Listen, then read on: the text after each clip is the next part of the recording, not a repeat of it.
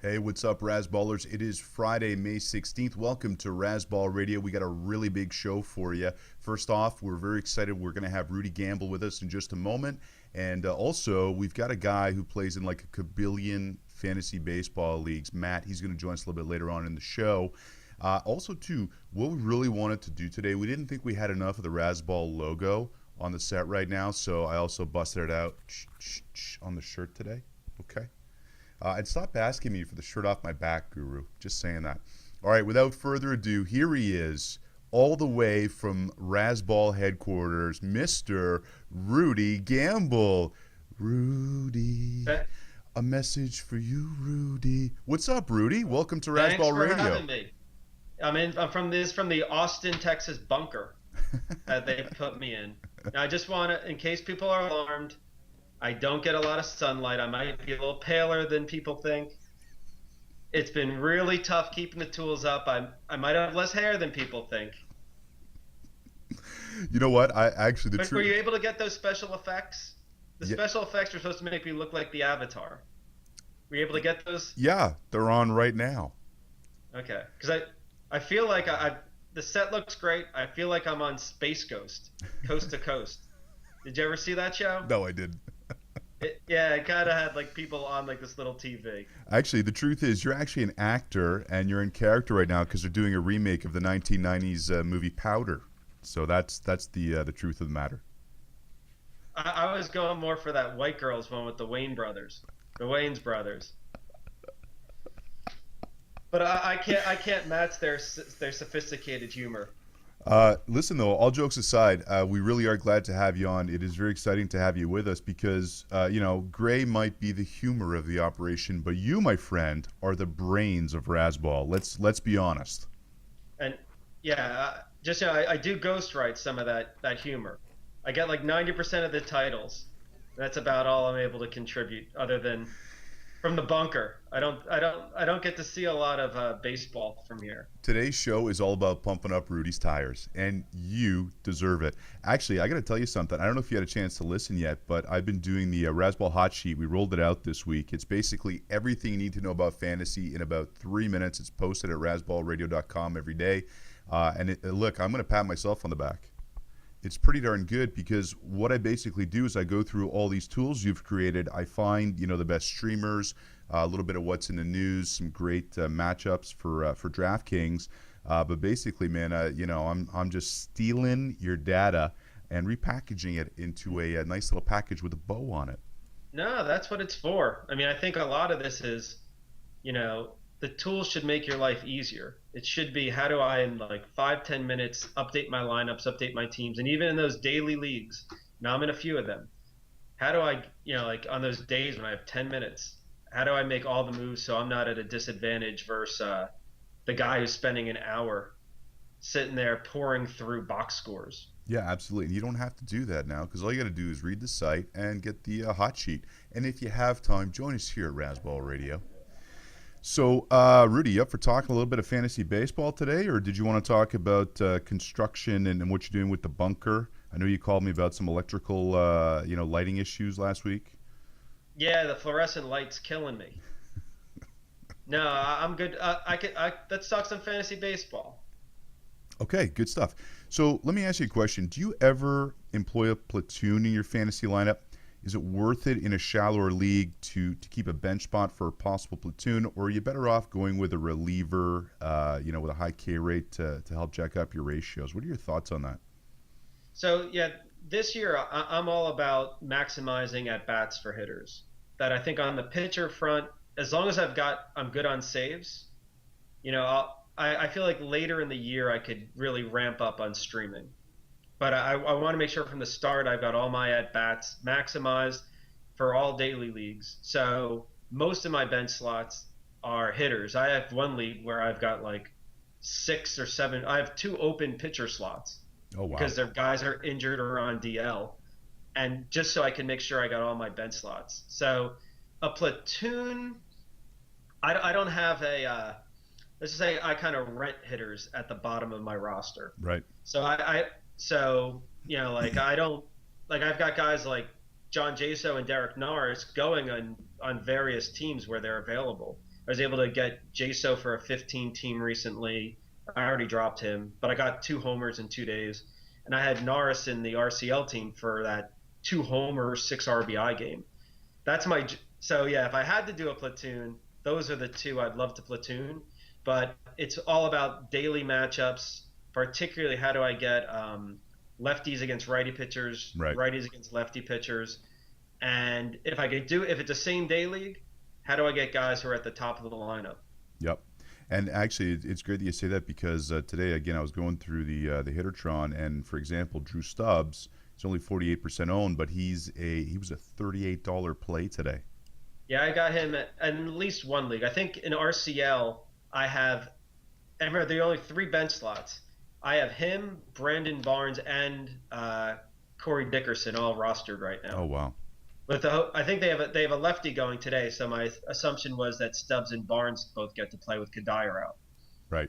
But that's it. So I'm going in knowing that I got to pick these guys early, and yeah, one of them will be on the bench, maybe 2, but taking the gamble for Drew Stubbs could have a massive payout today, and he's good because you've got a homer and stolen base potential. Him and Barnes, to tell you the truth. Yeah, absolutely. Let's talk a little bit about SAGNOFs. I'm going to frame it around about Eric Young, but let's just talk more in general about SAGNOFs. So Eric Young's getting a ton of playing time right now. He's got a hot bat. When does a SAGNOF go from being a SAGNOF to a viable starter? No, it's a tough one. I'm not a fan of SAGNOF in my outfield, even though OF is in SAGNOF. Like D. Gordon's fantastic. I only was able to get him in 1 league, but because I can put him at second base, shortstop. Reality is there's not a ton of offense coming out of second base, shortstop. So that those stolen bases aren't coming at the expense of power numbers. So what I like to do on SAGNOF is, particularly if a stolen base guy like a Jared Dyson, and an Eric Young too, go from a bench player to a starter. I love that first couple of weeks. They seem to want to impress. They run a lot. This was Rajai Davis's MO for like 2 years. Now, I think he's kind of the ideal would be if Dirks comes back or they get some other guy, let Davis rest up those legs, and then come back and start stealing, get that 5 stolen base week. Tony Campana is an example. I don't think he's going to get playing time, but Leonis Martin was one from last year that I rode pretty well. But those stolen base guys, it's like they need fresh legs. There's D. Gordon, there's Billy Hamilton, and there's the rest. And so Rajai Davis can go a week or 2 with 1 or 2 stolen bases. If he's hitting 7th or 8th, that's a drain on the lineup. Yep. Okay. So I kind of say you rent them, and ideally it's those guys that have fresh legs and maybe a little bit of motivation to show that they're a starter. Yeah, okay, that's a fair point. Actually, and I mentioned this on the hot sheet today, Colby Rasmus is going on the DL, and Anthony Ghost got called up again. Listen, I'll tell you this. Totally. I'm plugged into the Blue Jays because I've lived there for the last 20 years. But this guy, not only is he a burner. First of all, he's going to get into the lineup because he plays outstanding defense. He's got a rocket arm, covers a lot of ground. And do they even have another center fielder on roster? Not really. If they had to, they'd put Bautista in there, but it's Oh, Bautista in center? Oof. They did it a couple times last year, I think. But back to Ghost real quick. This guy, and look, guy's reaching their potential, who knows? But at some point, it's going to click for this guy. He'll be a 250 hitter, but he's got power, real power. He could be, an 18 to 20 homer guy with 50 steal potential. No, I just wrote the name down. Yeah, I saw the Rasmus go down. I hadn't even thought about it. But yeah, that's the perfect guy.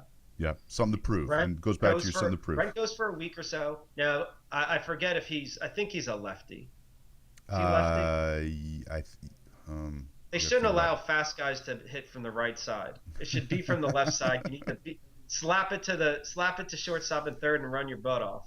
But no, Ghost is like that perfect guy. But what I'd say is on SAGNOFs, another tip, rest them against lefty pitchers. You can't run as much on lefty pitchers. Oh, that's a good point.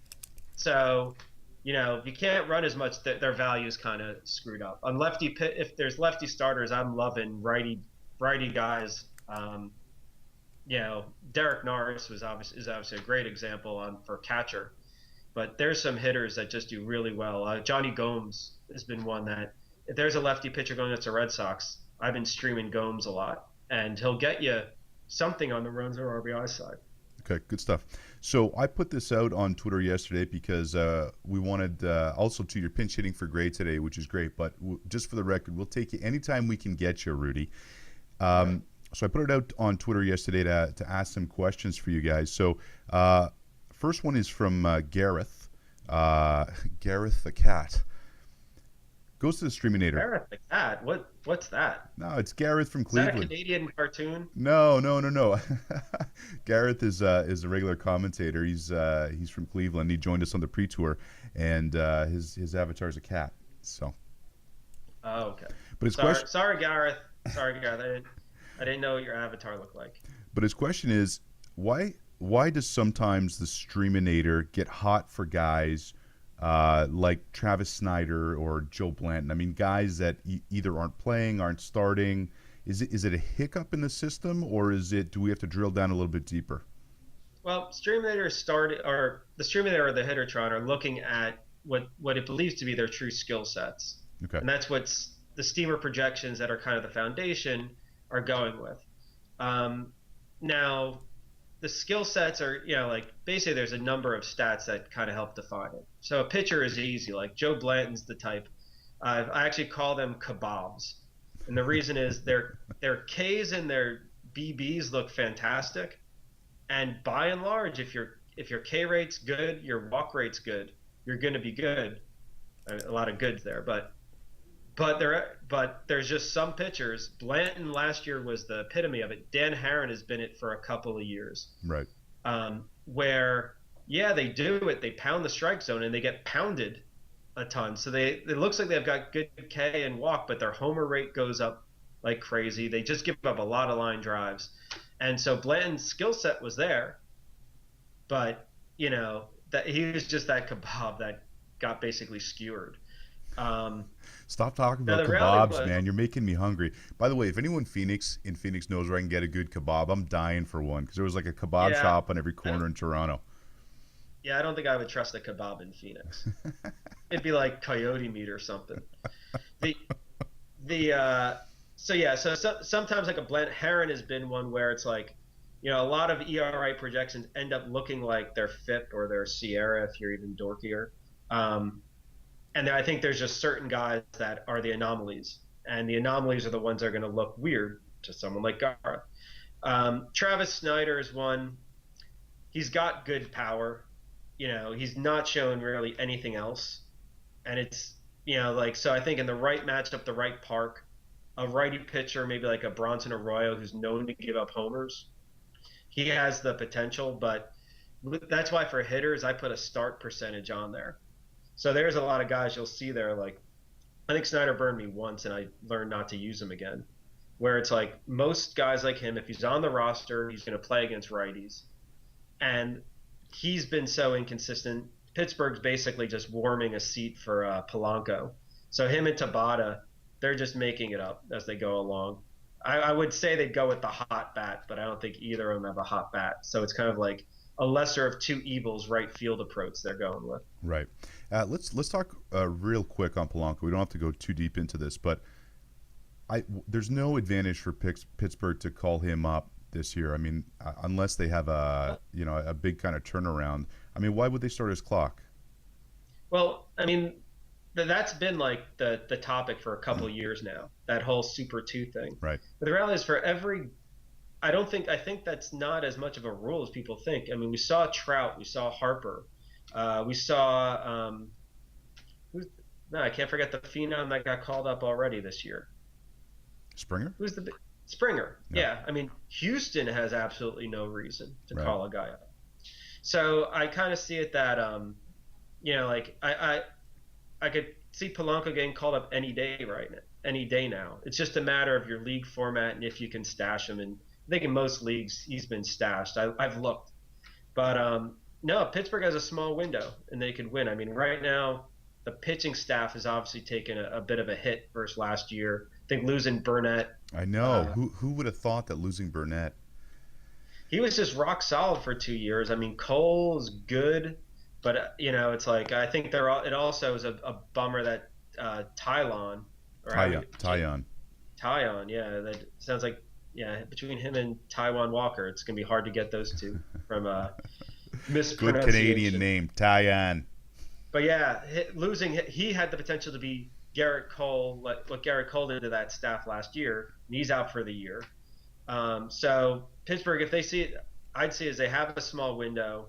Um, they if they probably should go for it and just call up Polanco already. I don't think. Yeah, it's worrying about 5 or 6 years from now. Yeah. If he's good enough, the goal is sign him up like you did McCutcheon. Oh, okay, that's a fair point. That's a good counter argument. All right, obviously it's been an interesting year for pitchers with all the injuries. We won't go into that. We've talked a lot about that this week, but So depressing. oh my gosh, I heard a stat. Martin Perez is out now. I heard something. Yeah, Perez is out. Fernandez is I actually mean, having it surgery was as we speak. released. Yeah, it was released to a Venezuelan newspaper. So it took like an extra 11 seconds to be reported in the Roto press. Actually, I heard, and again, I don't want to go into this, but I heard a stat yesterday. I don't know if this is accurate, but apparently there's been more Tommy John surgeries so far in this season than there was all of last year. Yeah, evidently people are throwing too fast. Yeah, that's the problem. You remember the last knuckleballer to go for Tommy John surgery? Okay. You know whose UCL looks fantastic? Mark Burley. And Guy's already, gonna be throw. He's gonna be throwing until he's like 60. yeah, He's Jamie Moyering it. yeah, good call, good call. All right, but some pitchers have got off to great starts. Which pitchers do you see getting a visit from the regression fairies soon? The regression fairy is such They're a nasty. buzzkill, isn't it? They're not the good fairies. They're not the absence fairies. Yeah, so I'd say that there's four stats that I'm typically looking at. This, looking at K rate, walk rate, homer rate, and balls in play. Yep. So every pitcher is kind of a little different. So I think every Shelby Miller owner has been kind of like just shaking their head. I have him in one league just because his K rate's not looking great, and his walk rate and homer rate have been awful. But so his WHIP is like 1.5, but his ERA has been 3.2. The thing is, there's no way he can keep up those peripherals and have a 3.2 ERA. He's going to be basically on the bench if he can't turn that around. The regression fairies will kill him. The key, though, is that he's got 5 walks per 9. He didn't do that last year. That's not his true skill set. Something's a bit off. He's even noted that he's caught something. So he's just one that, you're just waiting to see will that walk rate kind of regress. And if that walk rate does, the homer rate will, he ends up being able to live up to that 3.2 ERA. So he's one where it's on the fence, but if he doesn't change it soon, it's going to go bad. Okay. It's going to break bad, as they say on AMC. So we got Miller. Who else? Two pitchers, I'll say, that have looked really good that, I still have question marks on are one guy that Greg loves in Julio Teheran. Mm-hmm. And the big thing on him is that, the K rate hasn't been great. His walk rate's low. His homer rate's kind of manageable. And the thing is, he has good control. I'm not worried about his walk rate. What I'm worried about is his ball and play average is 200. Now, even with Andrelton Simmons, you can't sustain a 200 ball and play average. That's insane. So he did get kind of he had a weird start as the last one. He gave up like 5 or 6 walks. I don't think that's a sign of bad things to come. But I think if his K rates and walk rates stay where they are, and that BAPIP comes into 300, I think you're looking at more like a 3.5 ERA guy. He might be one to sell high on. I'm not a big fan of those guys sporting 2 ERAs that don't have premium K rates. The last guy I'll mention, and just I'm purposely avoiding guys like Cueto and Samardzija, avoiding mentioning them as regression fairy candidates. They're pitching great, their peripherals look good. There's no way they keep a sub 2 ERA, but they do seem like buy candidates for me. There's nothing's kind of the question mark except for, maybe does Cueto break down again? He's a small man. Right. He's like five. He's like, I think him and Giordano Ventura might be about the same size. The third guy that I've been watching is Willie Peralta. Yep. He's a guy we had it's those frustrations where you pick a guy 1 year too early. We had him in a league last year and he was just brutal. He's another guy who throws fast, and I see with the commenters a lot and other people that they love these guys that throw fast. Eovaldi is another one. It's like, but if they don't have the secondary pitches, if they don't have the control, and they don't have swing and miss stuff, it doesn't matter. Peralta still doesn't have the K rate I'd like to see, but he's had a crazy walk rate regression from last year, like 4.5 down to under 2. The question is, can he really sustain that? And that's the key. If he can keep a walk rate similar to Tehran, even with 7 Ks per 9, he won't be a 2 ERA guy, but he's perfectly manageable. My guess would be no. I think his walk rate goes up to 3, and Milwaukee's not a kind place if you don't have control, because the homers will come. Right. So he's one that I think the regression fairy is going to hit, but because he's got that upside, it's not one I'd sell, except if you can get like that a really nice price for it. Same with Tehran. I'm not, Shelby I'm worried about. I would probably take an offer on him if someone's willing to give it. All right, so beware the fairies. A couple more quick questions for you here, buddy. You still believing in Dexter Fowler? He looked like a good power speed play going into the season, but he's getting dropped all over the place.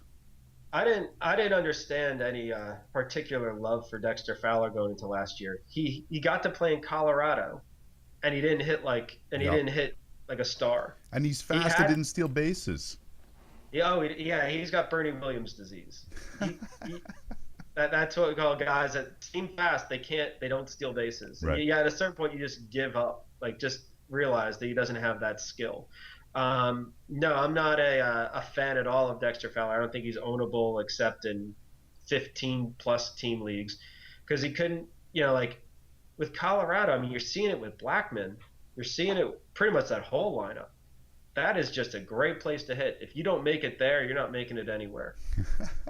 All right, 2 more quick last questions, both about Seattle. One, Fausto, regular commentator, wants to know about Taijuan Walker. I love Taijuan Walker. I think this guy might be the best pitcher that we haven't seen consistently in the majors yet. You worried about his UCL, just the way everyone's dropping? What's the story with him? I mean, I don't, I think his thing is unrelated. I think he's got a shoulder issue's been kind of plaguing him. I'm not as worried about shoulder issues. Cautiously optimistic on him. I don't like to bet a lot on rookie pitchers. I think I got Paxton in a couple leagues, Paxton. But yeah, I'd like to see what Walker can do. Wasn't a guy I reached for in drafts. I did in the Superliga. But I mean, yeah, right now I'd like to see when he gets called up. But at this point, April 1st, I would have said in shallow leagues, I would have given up on him. Just because of the question mark. It seems like the news is positive. He's definitely stashable right now, but we shall see. I mean, it's tough to bet on it. Seattle's a nice place to bet on, at least, because the home starts. He's got it looks pretty favorable. Okay, speaking of Seattle, and this is another question. I did not like Robinson Cano going into this year. I didn't get how people had him as a top 5 player just because he was moving to Seattle. And I understand they moved in the fences, but there's also the issue with the wetness in the air there, the humidity being on the coast, just kind of pulling the ball down. What's the story with Robinson Cano? Are we looking at a natural decline? Is it the ballpark, the lineup? Because he's not even looking like a third rounder right now. No, I dug into that one. I mean, I never, I was in so many drafts, not as many as Matt, but I was in a ton of drafts. So you get to the point where you have to feel comfortable with every player. I can't go in with just like a set 2 or 3 guys. My concern with Cano going in is that Seattle had a ton of lefties in the lineup. So it's just, you're going to get lefty bullpen guys, and they don't, with no fear. I mean, really, who's the righties in that lineup? Zunino and Corey Hart? Right. But, I mean, the best hitters, the guys that scare you, would be Cano, Seager, well, there's not really much else that's going to scare you in Seattle. Smoke So, maybe a little bit. nah, but Nah. he's a switch hitter, so it doesn't matter. Like there's no protection there, and you've got the homer issues in Seattle. It's not going to be as nearly as good a park as Yankee Stadium, which is top three, I think, for lefty hitters. But the thing was, last year his lineup sucked, and he faced more lefties than I think just about any other player. I think Prince Fielder was close because he's so bad against them that he Right. got loogied to death. So Cano faced, I think, everything worst case last year except for the homers. So I think going into this year, I saw it as he's not going to be a 30 homer hitter. He's going to be like a 20, 25 homer hitter. Think what happened to Beltray when he Right. went to Seattle. Right. I mean, really such a blip in the sneakiest Hall of Fame career. Yeah. When I say Hall of Fame, not a no-brainer. By the time Beltray finishes, he'll be a no-brainer Hall of Famer. And he spent 5 years in Seattle, and it was just completely boring. I remember writing a post saying he was, complete bust.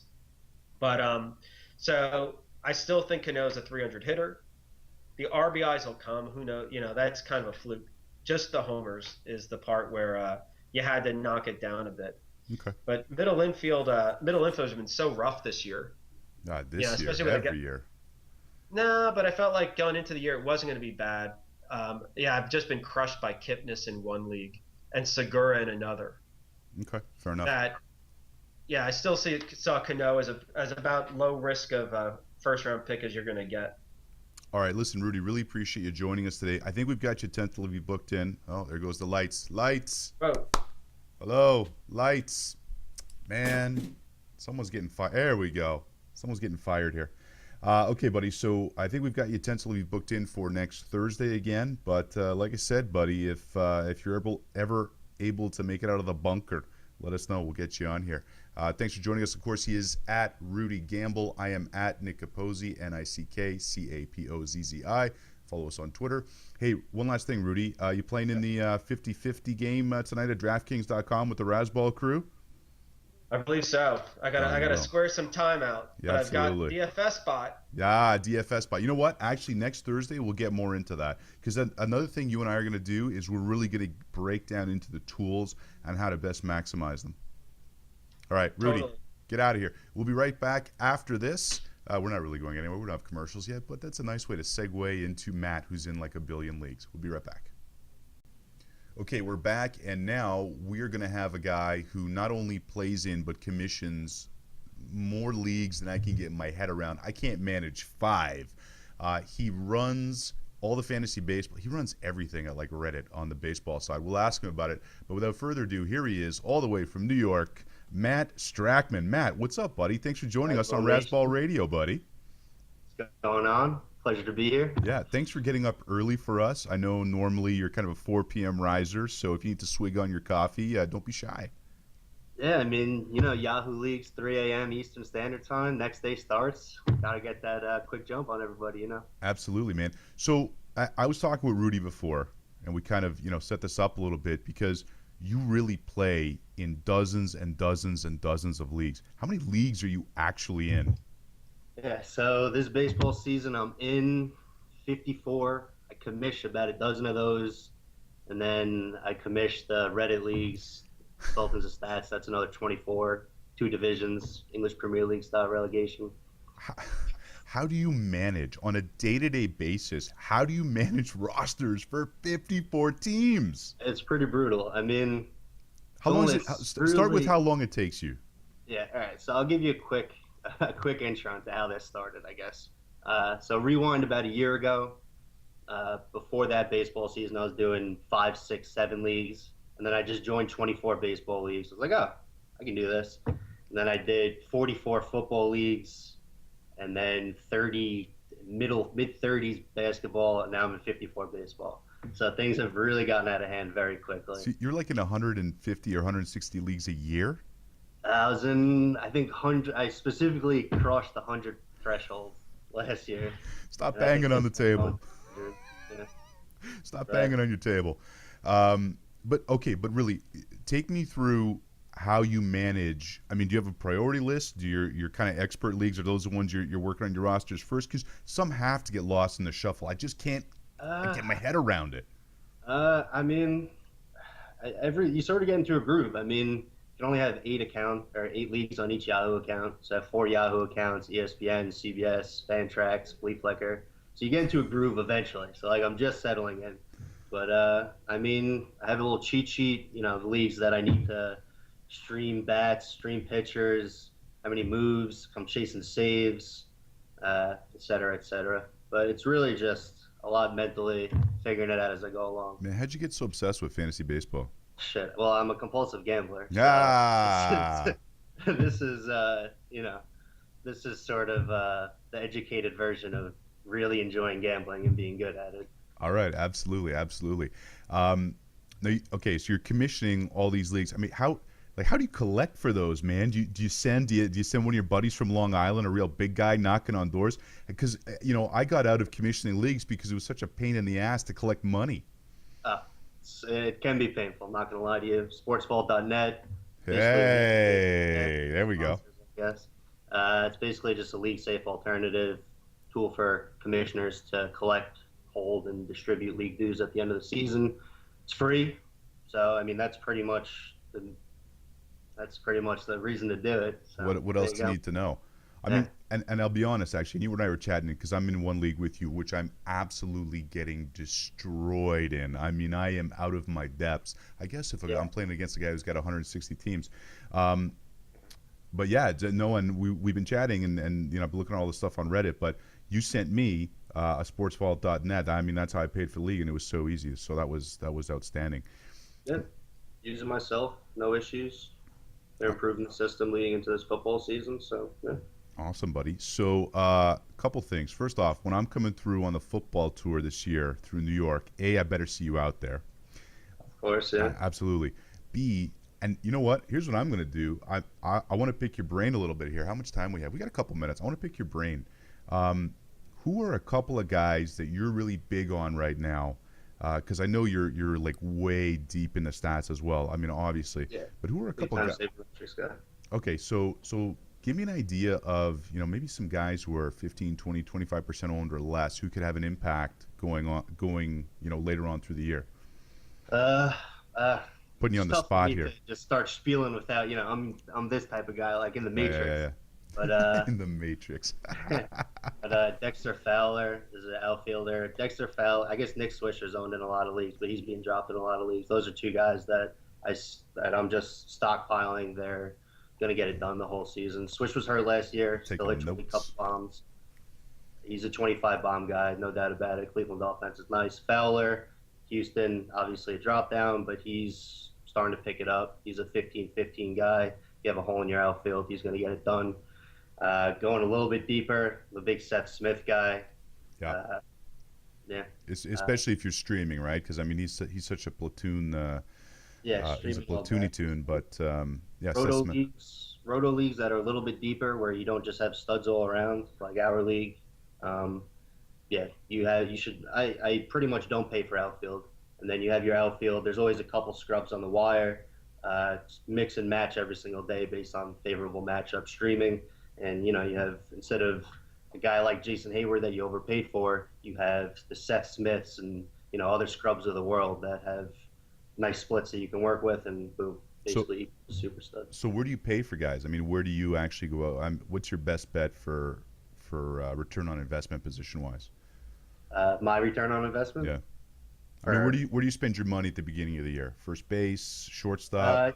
It's funny. This offseason, I actually wrote a fantasy baseball strategy piece, and I was saying pitching. It's all about pitching. Last year, Yu Darvish, Zimmerman, Bum, all day. This year, it was the exact opposite. I went heavy on bats, and then waited on Cashners, Ryus, Tyson Rosses of the world, Yordanos.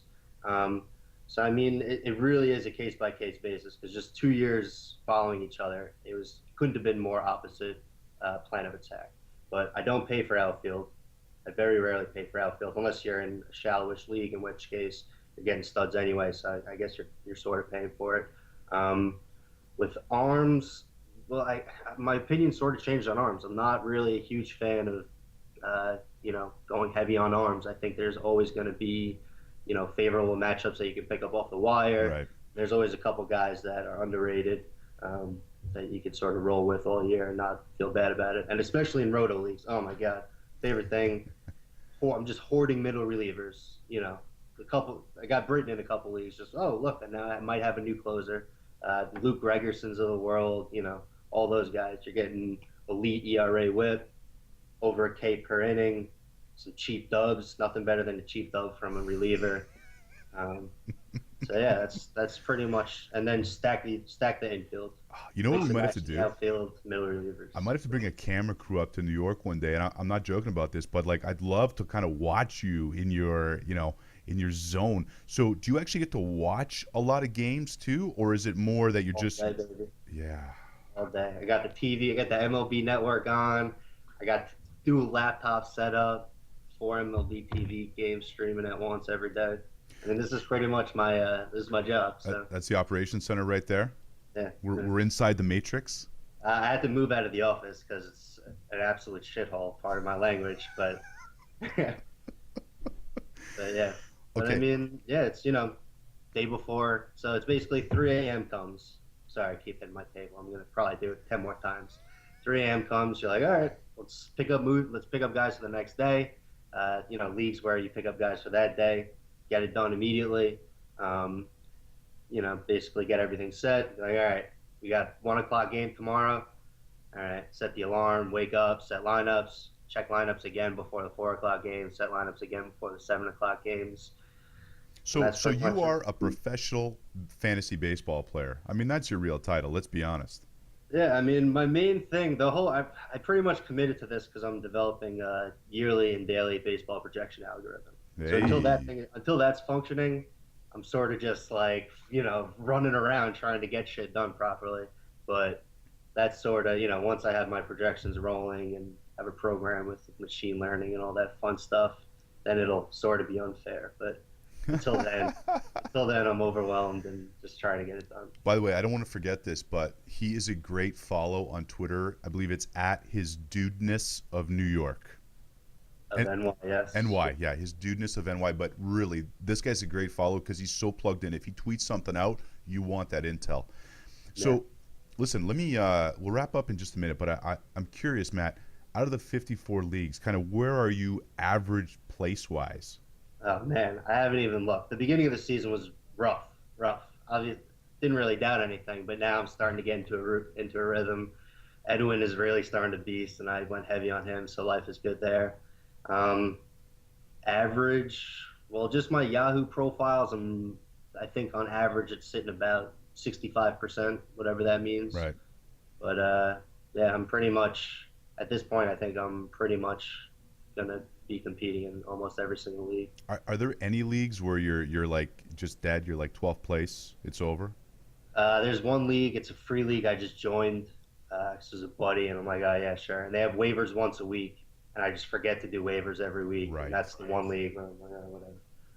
Why would you play in a free league, man? It's your profession. Why not? I mean, it was a buddy, and I was like, oh, well, why not? Boost the stats a little bit, hustle up on some pools.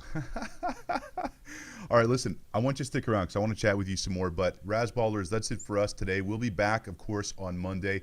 Big week next week. Of course, we got Gray on a bunch of times. We're going to have Rudy. We're going to have Mike Michaels coming on from Boston. We're going to have Guru. We're going to have Smokey. We're going to have T-Hole because he keeps tweeting and whining that he's not up on enough. But again, follow Matt at his dudeness of NY. Follow me at Nick Capozzi, NickCapozzi. And also, it's coming real soon. We are going to be on the Fantasy Sports Network. Check them out, fantasysportsnetwork.com. You think the studio looks good now? Wait till we get on there. We'll talk to you on Monday. We're out of here.